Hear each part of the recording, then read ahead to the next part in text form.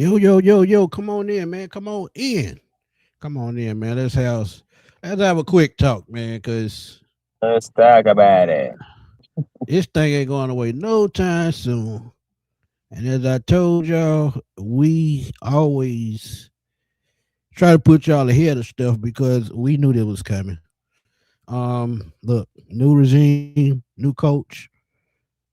Things can change at a drop of a dime. So Right. let's come on in. Let's talk about it, man. Come on in. Let's talk about it right quick. Let's talk about it. Man. How you feeling today, man? How you feeling? Hey, man, I'm doing good, man. I'm doing good. Gabriel, what's up, man? I'm doing good, man. Some reason my damn day always get thrown out of the loop, man. I don't know why. But Tevin, what's up, my guy? I don't know what the hell be going on, man. But Jason LaCanfora has broke some more news. This is the second time in about a month. And I remember my boy Berto telling me, he said, man, you can take what he say with a grain of salt. And sometimes you have to, because he's not always right. Tay, what's up, man? Uh, look, Tay, we knew Pitts was gonna be back, man. We were just waiting for the confirmation. I'm gonna do a quick video on that as soon as we get out here, or we can just talk about it now and just clip a short out of it. What you want to do, man? Hey, man, we can talk about it. We here to talk Falcons football regardless, man. Right. I mean, because think about it, it's gonna you look. One thing about Cal, and then this lets me know. I'm telling y'all right now, they not fully confident in Drake. That's the way I'm gonna take it. Cause think about it. Mm. Think about it. Why would you need to resign Kyle Pitts if you have a number one in Drake, a number one target in Drake? But wait. It's the franchise tag, though. So, it could go, multiple different ways. Could go multiple different Yeah, ways. that's true. That's true. But I'm gonna be real with you, bro. I'm gonna be real with you. Falcon LTC, what's up, man? Razor Boy, what's good? Raymond Collins brought the donuts in the coffee. I need some right now, my guy. But this is this is quick news, man. Kyle Pitts is expected to receive a franchise tag north of $15 million. No surprise, man. We was told it's gonna be about 16-3, and I'm still staying at in that range. Al Button said we need 15 million in many different positions. And some said, welcome back, Kyle. They got the bubble gum thing up. Man, they wrong. Nah, I'll trade him for anything. Dave said more stupidity. Hacksaw Jim. He said something fun. A couple of pay stubs from my time with the Atlanta Falcons way back in 77, 78, before any of the players strike. Offensive guard. So that's the wrestler Hacksaw Jim Duggan. If y'all don't know, he did yeah. play for the Falcons for 2 seasons. So the small world. The But hacksaw. yeah. But man, what you think and how you think how this gonna shake out? Man, to be honest, it could go various different ways. We could be having Kyle Pitts here to have him prove that last year his production, some pretty much wasn't a fluke, and actually to see if he can build off of that and do it yet again. I believe that it could go that way. I believe that it also could be something to where the Falcons could be just poised because they have until July to try to work out an actual deal. But the Falcons could still move on from Kyle Pitts. I mean, we can't just say that, hey, it's a guarantee that he's going to be back. You can still be tagged and traded. And I can see that because they need the draft compensation, man. Let's be real. 5 picks ain't gonna cut it with a team full of needs and depth. Because as I talked about the cornerback position just yesterday, you got D. Alford, you got Clark Phillips who was on the last year of his deal. Natron Brooks is gone. C.J. Henderson is gone. I mean, you basically only have three corners on the contract. So yeah, I mean, if they can get a first round pick, hey, they get that first round pick, and guess what? They trade that first round pick to get more picks. So it works because they can trade back in the first or back to the second and get a second and a third. It just all depends on if they can move in the right direction. But Kyle Pitts, let's keep it real, y'all. He's been a little up and down in his time in Atlanta, but he showed some signs of trying to get himself back to that rookie season, and it worked to a certain extent. But that was only when it worked with Penix, but it really worked when Kurt got back up on the center. And now that what we've about to talk about, everything is starting to come into the clear and make sense. Because not only is Kyle Pitts um being franchise tagged, but there are reports that Michael Penix stock drops in the Falcons hunt for a new quarterback option. Now, Jason LaCanfora put this up, and he's been around for a long time, NFL insider man, and he said they consider moving on from Michael Penix, and he talks to people, man. Let's keep it real, y'all. And with Matt Ryan, him being a quarterback, he knows. And if y'all remember the video I put out the other day about him saying Michael Penix returning, how he's recovering, what they got to do to make him succeed, that all sounds good. But as I told y'all, when I saw that press conference, I didn't buy none of that when they were talking about Michael Penix. They expect him to be the future. Expect, pause. So when you expect something, it doesn't mean it's always going to come true. That's businessman talk. I mean, it sounds all good, but let's keep it real. When you're trying to build a Super Bowl contender, what's the most important position in the NFL? Doggone quarterback. That's all I'm saying. Yeah, doggone quarterback. But before I get into this article right quick, man, go ahead and talk to him. Hey, I mean, at the end of the day, we already know about as far as Michael Penix, regardless of whether you're on his side or you're not on his side, like this whole story and the feelings, and if he's going to be the guy, and should the Falcons take the risk on him. Like, at the end of the day, that's going to be a topic the entire summer. Then no matter the stronger Michael Penix gets, it's still going to be a topic of discussion. I think we just have to be just mindful of that and just really just ride the wave. It's going to be different insiders coming out saying different things, but the main thing we need to worry about is whatever Matt Ryan and this regime is saying about Michael Penix as he is progressing. I feel like we just need to just focus on that. But at the same time, Jason LaCanfora, he's been doing this for quite some time, and he's an insider, and it's just like you want to take it with a grain of salt, but you also still want to look at the source and who it's coming from too, and just kind of like be mindful of it. I think that's the thing to be mindful. Your awareness has to be up. Yeah, because sometimes they use these type things to make stories just because they ain't got nothing else to write about. But let's just keep it real. I mean, we expected this with Kirk Cousins going out, and we know he's going to leave because I don't think they want to pay Kirk Cousins.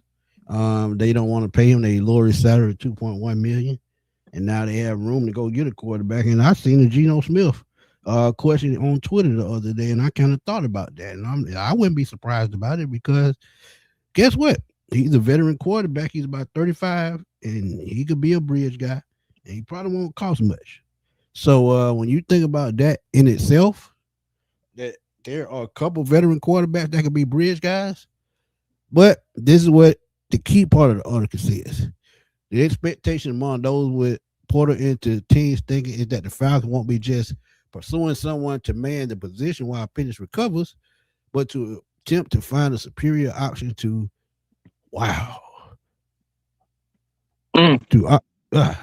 superior option to him if possible, and prepare for a scenario in which he has not as their top choice in 2026. And this is why, and I will say this, and y'all can dog me all y'all want, but when I made a hypothetical way back in October, November, and talked about Kyler Murray, this is exactly what I was talking about. I kind of seen this coming. And y'all dog me in the comments, but look, Kyler Murray is a starting veteran quarterback, and he will be dirt cheap if they cut him. And the Falcons get him for a nice price. He's a veteran, strong arm, can move in the pocket. And if you remember his college days in Oklahoma, he played a pro-style offense. Sort of what Kevin Stefanski likes to run. Think about that. But we'll see how that turns out. But let me finish this right quick, and I'll get your thought, A1. Um, it's not just gonna be a warm body veteran minimum guy type guy. I can promise you that, and that's a sign because they can sign him to a bigger deal than that, vet minimum.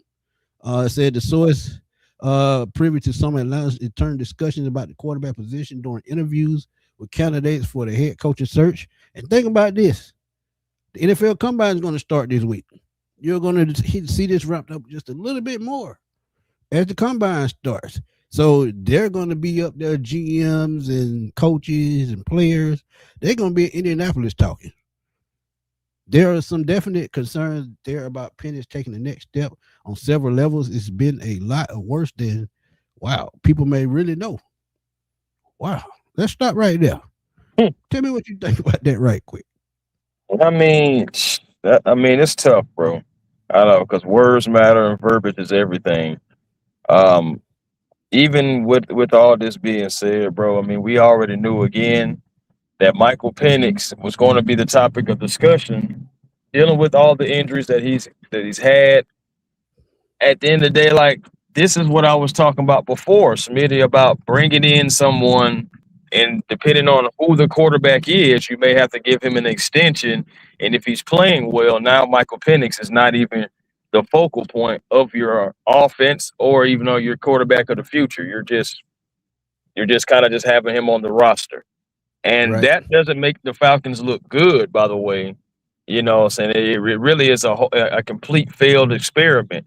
And then when you tie that with the whole thing with trading up for James Pierce Jr., and that's also now a topic of the conversation. Not the Falcons' fault, but it's still topic of the conversation because it has been done. So you're looking at it, and with Michael Penix, you would be looking at, okay, so not just one top 10 draft pick is gone. You also just got like another one of your first rounders gone. And again, the media circus behind that with the Falcons would just be catastrophic for the fan base because we're going to get questioned.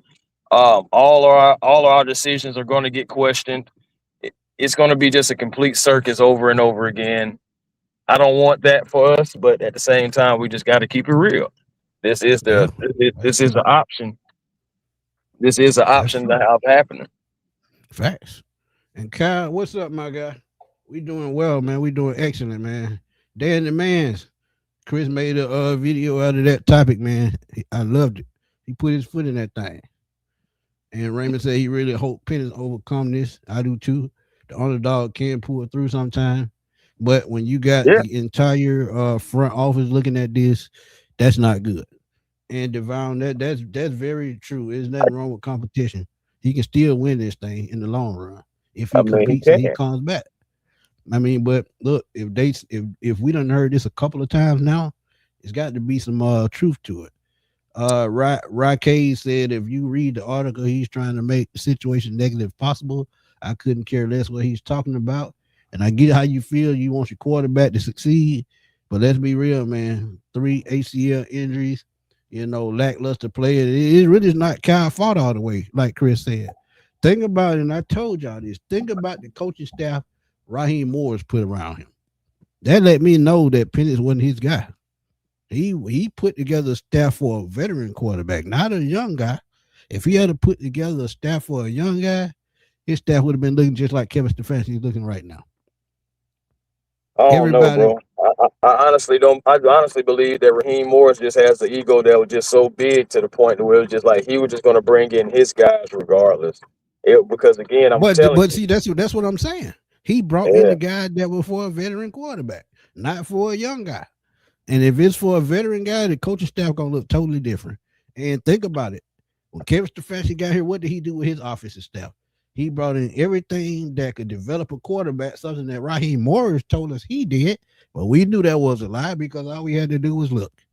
But if you look at what they've done since Stefanski's got here, 3 offensive coaches that have been offensive coordinators and knows how to develop quarterbacks, knows how to work as a collective. So it was he it was was doing from still. the start. I still believe it was still ass backwards. Even if you did want to bring in Kurt and pay him extra money to groom Zach Robinson, I'm just like, do that on your own time, not ours. So I want to get some. I want to do exactly what we're doing right now. Of course, certain coaches weren't available at certain times. Yeah, I factored that in too. But there were veteran coaches that were available when it was your time to come back. And I get it. This is not my first rodeo. I'm not a first time head coach. Yeah, well, your decision making sometimes make it seems like that you are. You said that you learned from your mistakes the last time, but yet you made critical mistakes in both regimes, the Bucks and with us. Right. So it's just like regardless at the end of the day, you just didn't get it done. And that's what we need someone to get it done. But I like Facts. what we're doing with Kevin Stefanski. He's putting multiple offensive minds around Michael Penix, and I just believe that you don't bring all those guys in that you're bringing in former offensive coordinators, guys that worked with with Alex Van Pelt. He's worked with Drake May. I keep on talking about that, and Drake May has even come out and said how much Alex Van Pelt helped him in his development. So I'm looking at this and I'm looking at all these pieces that you're bringing in to put around Penix. It has to work out with Penix. Now, if you want to bring in some development or some competition, I've never mind competition coming in. But at the same time, you have to make sure that Michael Penix is still going to get every available opportunity to be the guy. Like, yes, get those first team snaps. And if he's just not doing right with the first team snaps and the other guy, you give him an opportunity to do it, okay. But Michael Penix should still be the focal point because you're putting all these pieces around him, all these offensive minds. Right now, I just want Michael Penix to be as fully healthy as possible because I don't want no hiccups or no oopsie daisies when he comes back. If Right. that happens, Smitty, then we can fully see if it's Michael Penix or if it really was that the lackluster coaching that Front we think office. it was. Right. Right. But let's finish this off, man.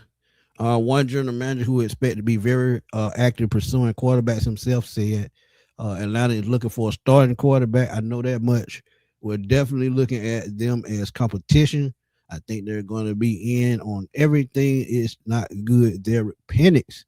And it says Penix is 48 and 2 years as a starter, throwing just 12 touchdowns, 6 interceptions. Yeah, that's pretty bad. And that's, to me, still Zach Robinson, averaging under 200 yards a game with a quarterback with just a rating of 85.8. He underwent reconstructive knee surgery after suffering season-ending injury in November with a timetable he could return well past week one. And that's to see at the end of this, they just putting all that shit together to let y'all know the reason why they shouldn't bring him back. If somebody said that in the chat, and I get how they felt, but let's keep it real, y'all. What's the best ability? What's the best ability? Availability. Exactly. Availability. Always. So when you look at that, in itself, guess what? He's not been available enough. But Malik Willis, that's one thing that I keep hearing. 9-7 was good, my guy. That's Chris, not Mike. Malik Willis to play along with MPJ for the next 3 years is an excellent idea. Could be an excellent idea, but I keep telling y'all, once that price started going up, it's going to be way out of the Falcon price range. They could be looking for a starting quarterback, and again, it goes back to what I said. Remember, Chris? Remember what I said? When nobody's safe, there's another reason why nobody's safe. Not Jesse Bates, not Tyler Algier. Kyle Pitts just became safe. Still not Drake London. Nobody's safe. When you're trying to put together the team that you want, guess what? You're not safe. JG in Myrtle Beach True. says injury has had and will have in the future, not worth the risk with his future. And look, I mean, I can't argue with that. Can't argue with it. Yeah, brother. I mean, you really. Again, I mean, I still just believe in Michael Penix and the ability for him to possibly be able to come back. I'm telling y'all, man. Sometimes I understand like the logic of it. I do. Anybody who has questions about Michael Penix, I've always said they're valid. But on the flip side of it, I still look at it and there is an advantage to going through some things, being in that dark room by yourself, having to overcome challenges you never thought that you would have to face, or have to overcome a challenge again that you had to face. That that does something to you mentally. You have to be mentally strong. Absolutely. You have to have the right people around you, because if you don't, unfortunate situations can happen, and you already know we have recent situations that are unfortunate that just recently happened.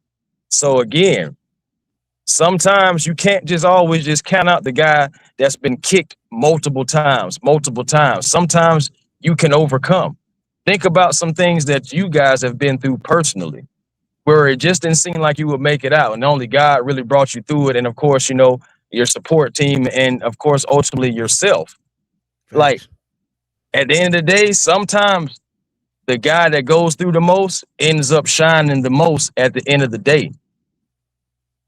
And one thing I Yeah. don't want is for Michael Penix to turn into Sam Darnold, mess around, Oh get my bounced God. around, Hell no. mess around and get bounced around, and then somebody believes in him. And I'm not saying that it's going to happen. We already know it may not.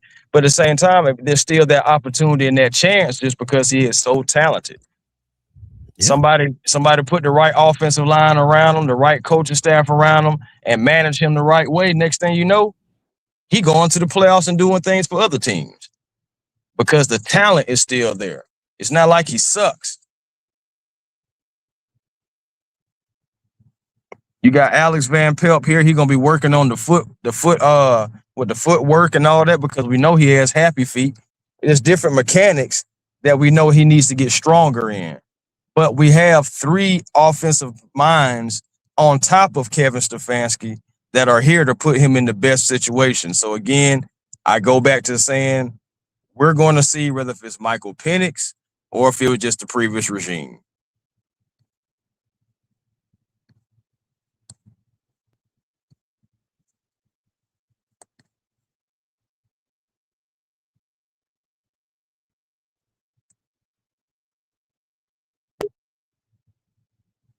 I'm about to say we lost Smitty. All right, where you?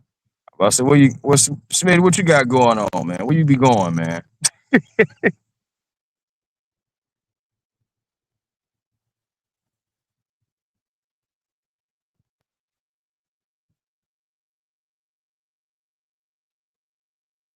Mm-mm.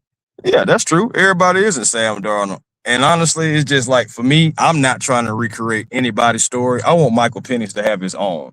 But what I'm basically saying is to get cast away like Sam Darnold. Only the reason why he's the best example, because he got cast away and he still went and won a Super Bowl.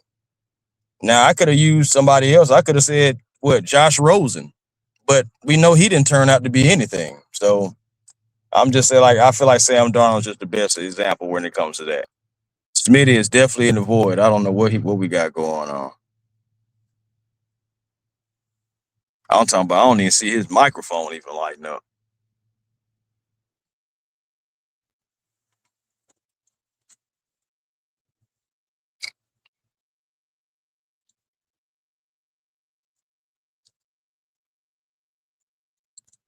Try to pop out and pop back in, Smith.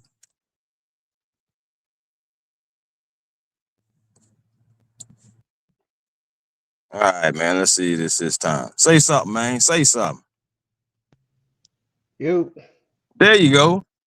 Yeah, man. We had Smitty lost in the void, man. Smitty back. Hey man, look. I What you don't were know what doing? the hell. Guardians with the Galaxy or something? What you had going?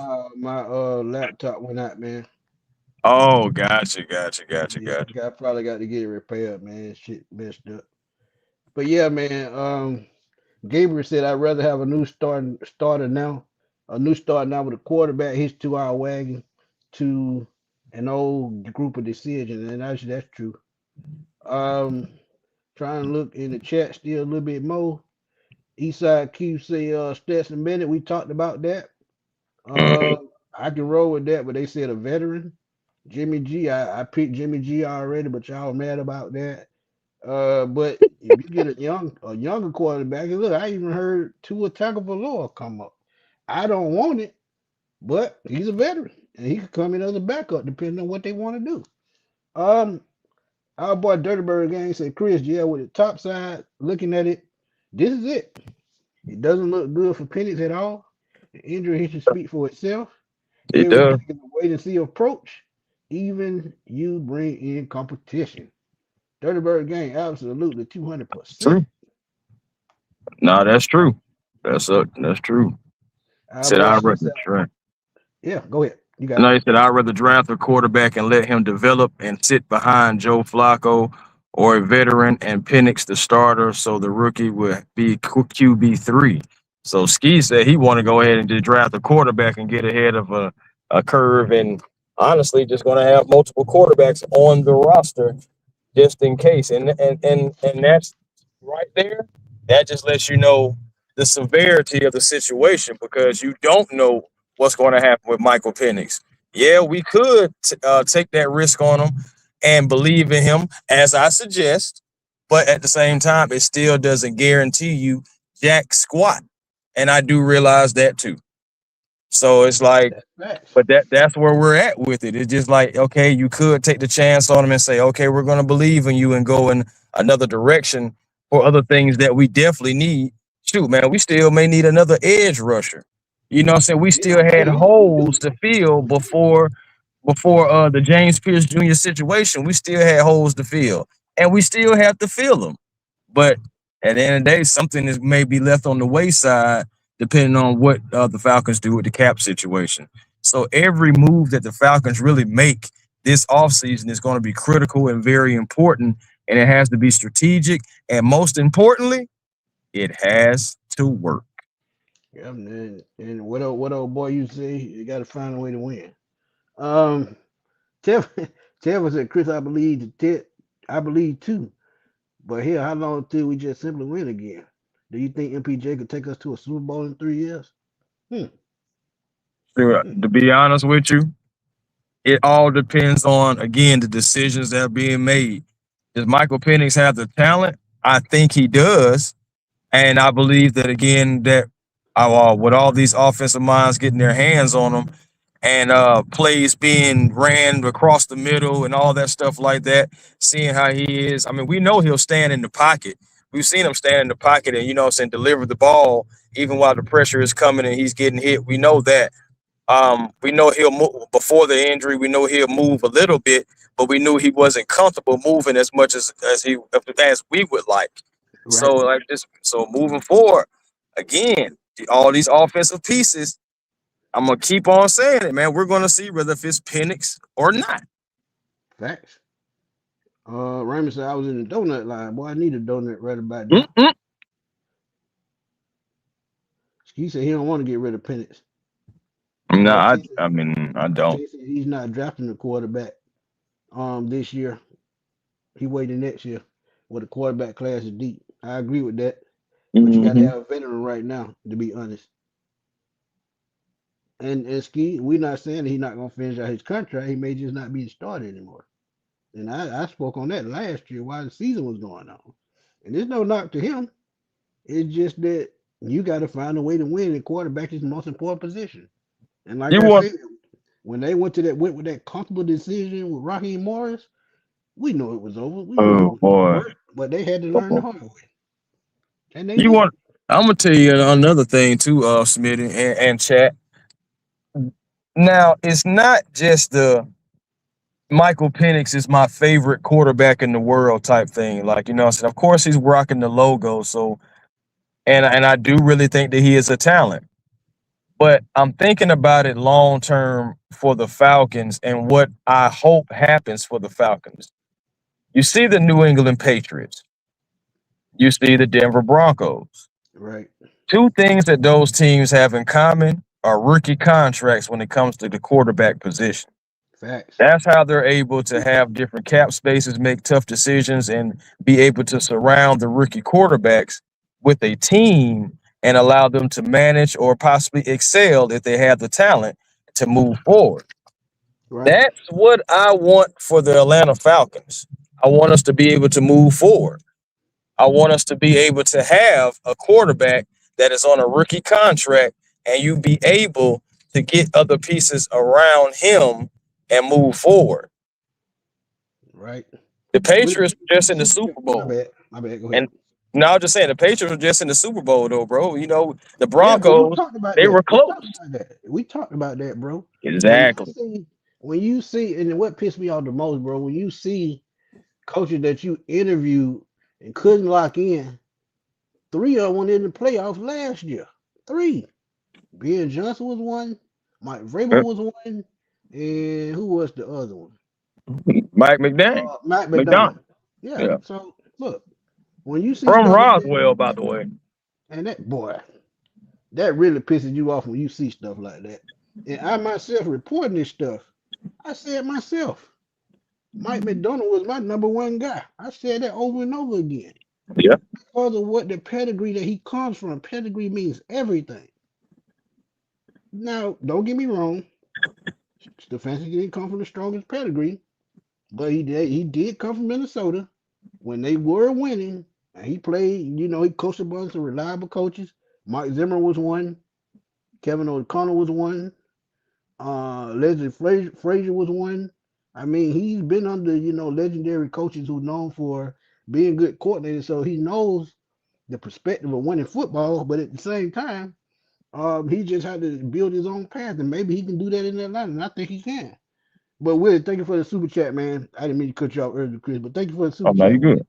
But y'all go ahead and drop them super chats, man. It said at the bottom, crank up the super chats. Super. But yeah, y'all can go to A1 and do it as well. But Dirtbird Gang said also with Ian a GM and former offensive lineman, regardless, who's at quarterback, offensive line will be a priority. He said he thinks they need a center and a right tackle. And honestly, I think with Bill Callahan, I think the right tackle position is fine. And I know Caleb McGarry has slow feet, but it's something that he can work on. I understand he's coming from an ankle injury. Mhm. But I think losing Drew Darman was big. And there's no knock to Ryan Nuzil. But again, and I saw it the other day, now that Kyle Pitts is here on that franchise tag, that means Tyler Linderbaum is kind of out the window. And I kind of hate that because I feel like he was the missing piece, could be that Alex Mack type of piece that add to the offensive line to take the quarterback position to the next level. So, yeah, Yeah, man. I mean, but I'm not surprised too because they believe in Ryan Newziel and what he did, and statistically, and you can go look it up. He did do better statistically than Drew Dalman. So being the analytics is a part of the game now, they're going to right. definitely factor that in and look at that and say we're good with Ryan Newziel. Honestly, with the more reps that he has as a starter, they're expecting him to get better and better. You know, so that just shows that they believe in Ryan Newziel, honestly, and they don't want to pay Tyler Lindenbaum 20 mil. Yeah. They don't want to pay him 20 mil a season. So, And you the know. thing about it, I read a report Saturday that Ryan O'Neal was one of the top rated centers in the league, grade Hmm. wise. So if you get him on another deal for cheap, use that money elsewhere, that strengthens the other part of the team. So they may There have you a have gem diamond in the rough with him. So it it. happens. Yep. So that's what I believe. They believe that they possibly already have that gem, that diamond, and they're just going to continue to just roll with it and try to get better at other positions and other places. Yeah. Shout out to Ghost Pepper, man. That's my guy. He said the team is dedicated to MPJ's development, viewing his rehab as critical first step. The primary objective is getting MPJ healthy and ready to compete, with expectation for him to be a key part. And that's true to a certain extent. But as I told y'all before, I just didn't buy what Arthur Blank was saying when he said he expects. He didn't say Yeah, he was. He said he expects. you Because did say I expect.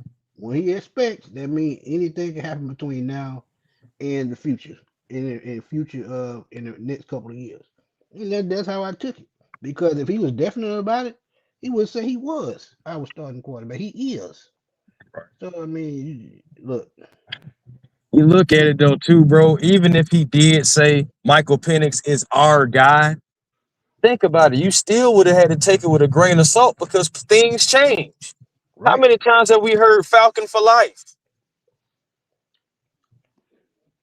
Did Matt Ryan retire your Falcon? Just saying. Did Julio Jones retire your Falcon? I'm just not. So again, that's why I say like you still got to take it with a grain of salt, regardless. Look at how they treated Roddy White. Put a coach over him. Man, Now let me coach, tell you. screwing him. I'm just saying.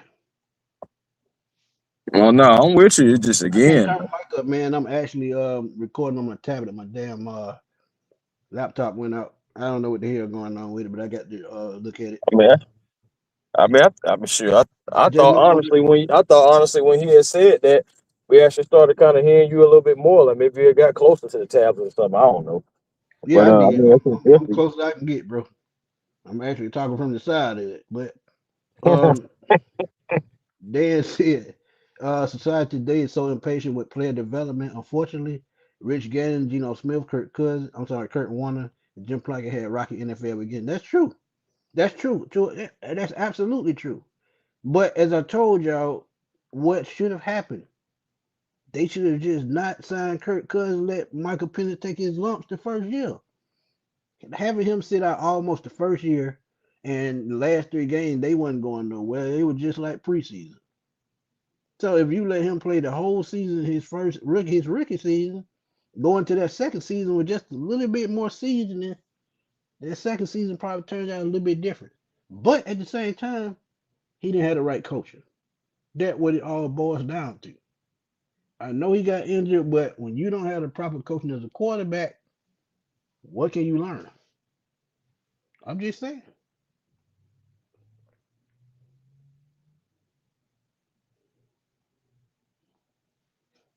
Ghost Pepper said, "I'm not ready to throw MPJ in the trash can like many others are, especially when Ryan is encouraged by MPJ's dedication, focusing on his mental and physical comeback." I get that, Ghost Pepper. I get that, 100%. I'm just being logical and I'm just being real. That nothing's promised. I mean, look, if a veteran quarterback, comes across their screen and they say, "Hey, we could use him to be the bridge guy until Penix is fully healthy." But like I told y'all from the jump, what if Penix is fully healthy? This team is winning on a playoff run. You think they're gonna mess up their chemistry for Michael Penix? I'm just saying. That's what I've been saying from the jump. It's just not gonna happen.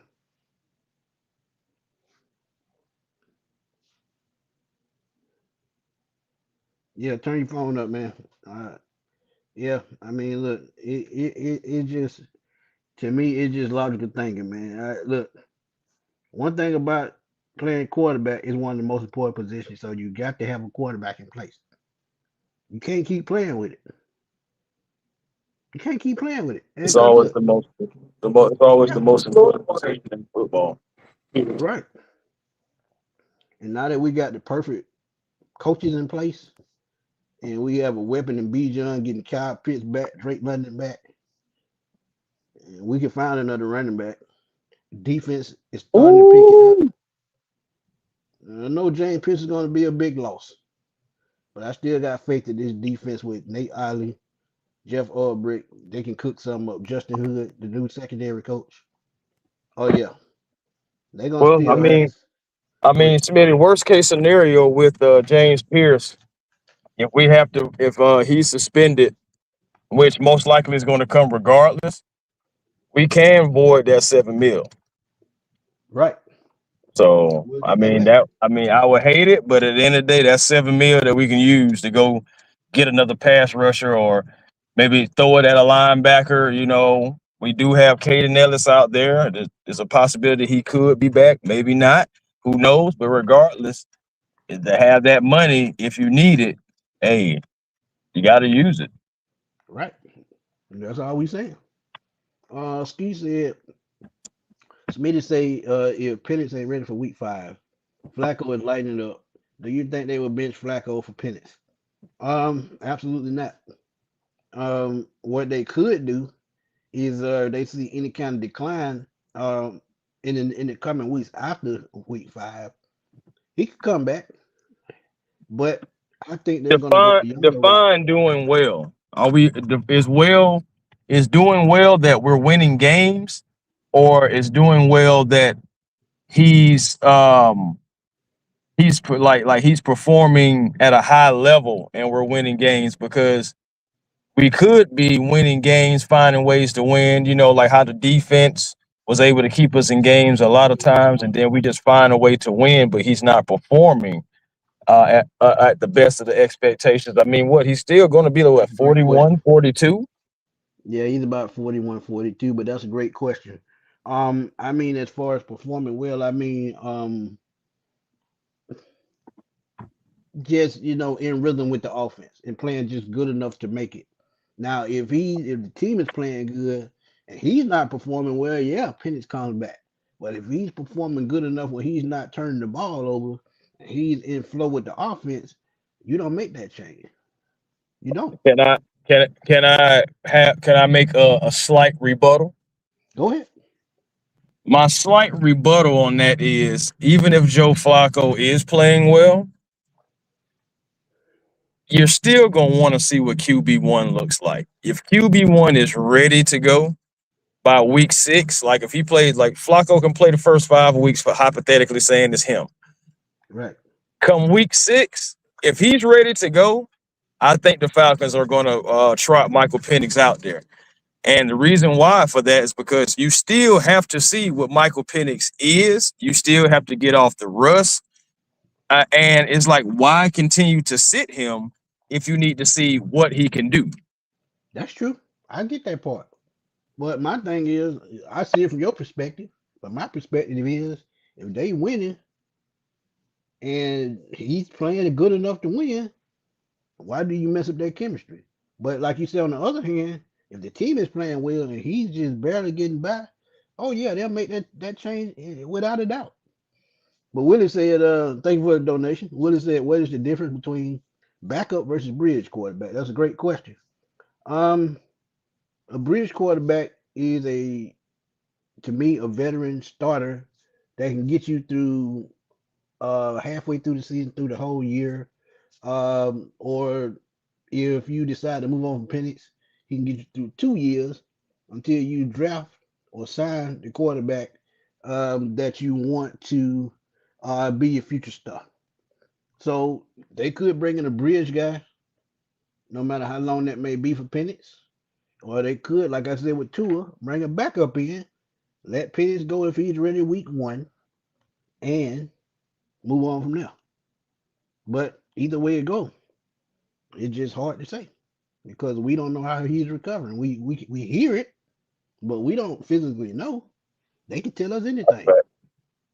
No, fact. I mean, at the end of the day, we're kind of been told just about anything. I Right. mean, so, I mean, in Exactly. all fairness, I mean, at the end of the day, we know how the Falcons recently have been operating. They'll give you a little bit, but they don't necessarily give you the whole full story. Which honestly, what makes what you said about Arthur Blank and what the expected, like I understand why you put emphasis on that because hey, anything could change. That's all I'm Yeah. saying. Anything could change. That's all we've been saying. And that's right. At the end of the day, at the end of the day, it isn't about winning. What is it about? Facts. Clay said unless they think they've seen where he is, also remember Penix is not their guy. And that's true. He was drafted by another GM and by another head coach. But the deciding factor in that is Arthur Blank.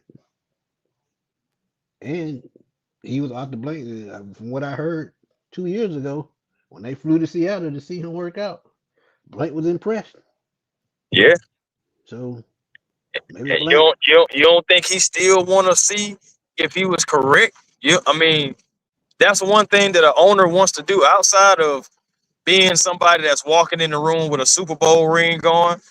Owners want to be right about their gut feelings and about decisions that they make all the time. You know, you're not going to always be correct, but you right? want to have a great percentage to where it's like you're right most of the time more than being wrong. Facts. Arthur Blank, he was right about the talent about Michael Vick, but you seen what happened at the end of the day. That's not necessarily on Arthur Blank. I'm saying the Julio Jones thing. We took a risk on that. That actually worked out for the Falcons. Took a Right. risk on Matt Ryan. That worked out for the Falcons. But we also took a risk on Roy Edwards. That didn't work out for the Falcons. Yeah. Oh Daniel gosh. said our conversation about Penix would have been a bit on the upbeat if we made just a couple of field goals last season. We know which games. Dan, Mhm. I got the rebuttal against that a little bit because even if we win those games, we still got the same coaches. And in those 2 years, That's a good point. Zach Robinson didn't show me that he developed himself any. He was still making the same simple mistakes. Situational play calling was terrible. When you look at how Michael Penix was developing at some points was terrible. He couldn't even read the field half the time. That's on the offensive coordinator. He did that both years, no matter if it was Kirk Cousins, no matter if it was Michael Penix. And like I told y'all, the only reason Kirk Cousins got out of that mess because he was a veteran. If Michael Penix was a 5, 6 year veteran, a lot of those plays he would have made. But since he was a rookie and a second year guy, he still had a lot of learning to do. So in that aspect, I get what you're saying with those games. Yeah, it could have went the other way, but the same coach would have still been here. I was about to So say that's a great go ahead. point because we win those games. Winning those games saved the last regime that we got away from. So it's like, dog, you look at it, it's like it's a love hate thing. Like it's like, okay, we love the fact that we have a new coaching staff and we got rid of the old regime, but we also hate the fact that we lost games. And because like some of those games weren't on Penix. I mean, we were missing field goals. There's at least 3 games that if we make more field goals, we win the game. You know what I'm saying? We scoring points. Yeah, but again, clock management, that was another problem. That was on the head coach and the offensive coordinator. It was just simple mistakes that they were making that cost us football games. And if they doing simple stuff like that, and Raheem been around 20 years, man, he should not be making those same mistakes. Let's keep it real, y'all. And by the time we started winning football games at the end of the season was over. So if he was winning games at the end of the season, why he couldn't do it from that point before that? Because his ego got in the way. I've been saying that for God knows how long. You don't need a coach like that. A coach that's never wrong. That's why you put veteran coaches around you. That's why I keep saying that. You put veteran coaches around to put your foot in your ass when you need it, so y'all can stay on the right track. And that's exactly what Kevin Stefanski did. That's exactly what Matt Ryan is doing. They said they didn't want to make the same mistake again. They trying not to. So they putting the right coaches in the right spot. That's all I'm saying.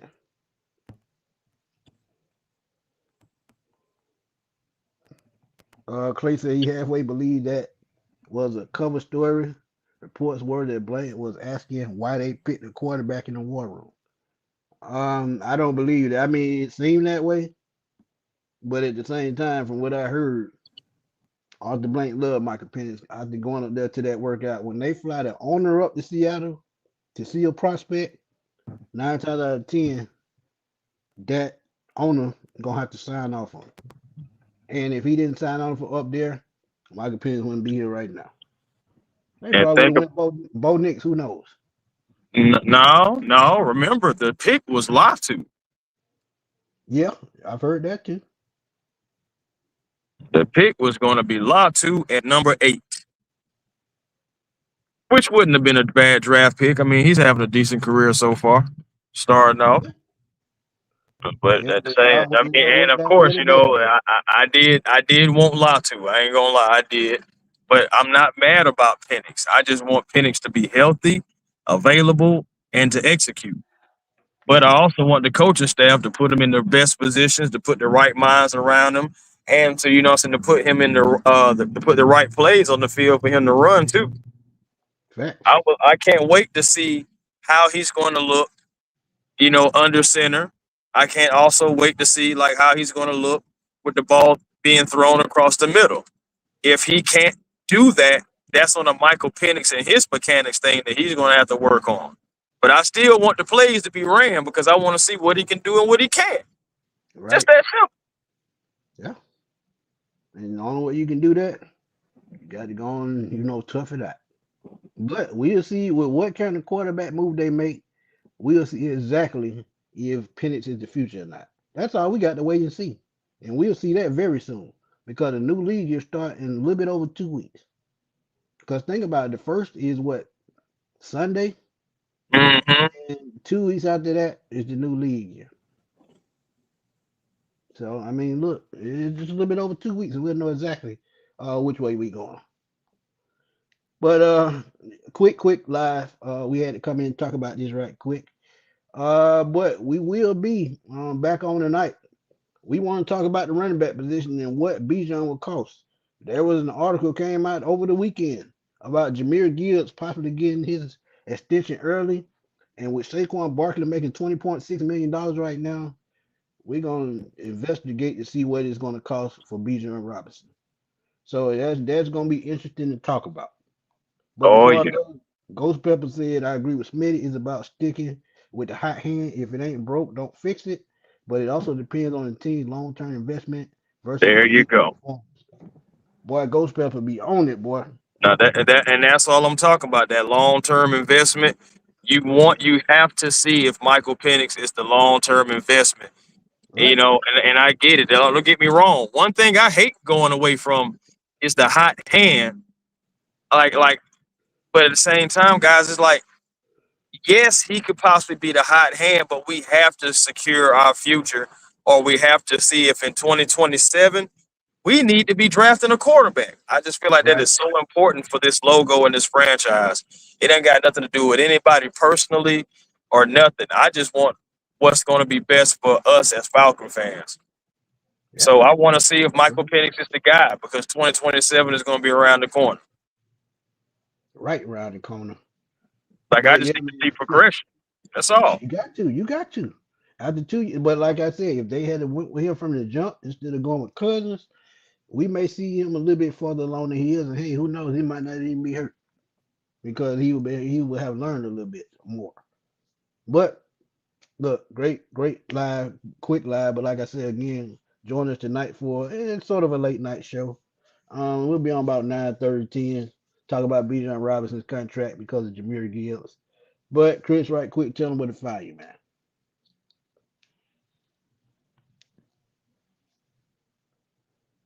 Stream y'all guys again. Well, I'll tell y'all where to find me. Find me at Smitty Sports Machine right here on YouTube. If you're watching from YouTube, if you're watching from Twitter, find me on Twitter at FatBoyChanel_21. Still dropping draft profiles when I can, breaking news, fan questions, anything you can think about. I'm just dropping it. It's slow right now. But again, thank y'all for tuning in. But that A1 pop back in. Tell them where to find you. All right, man. A1 Forever Sports platform on YouTube. Please come over and be a part of the A1 family. Love to have you. Also, the Hawks Digest as well, man. Catch me over there as well, dropping videos with Walter and also Mikey. Twitter A1 Forever, Instagram A1 Forever, and the real A1 Forever on TikTok. Thank y'all as always. That's what I'm talking about. Hey, Tay, I'm just saying he had went out and stream y'all. What can I do? Hey, I just had to keep it going. hey. But yeah, man, another quick pop up.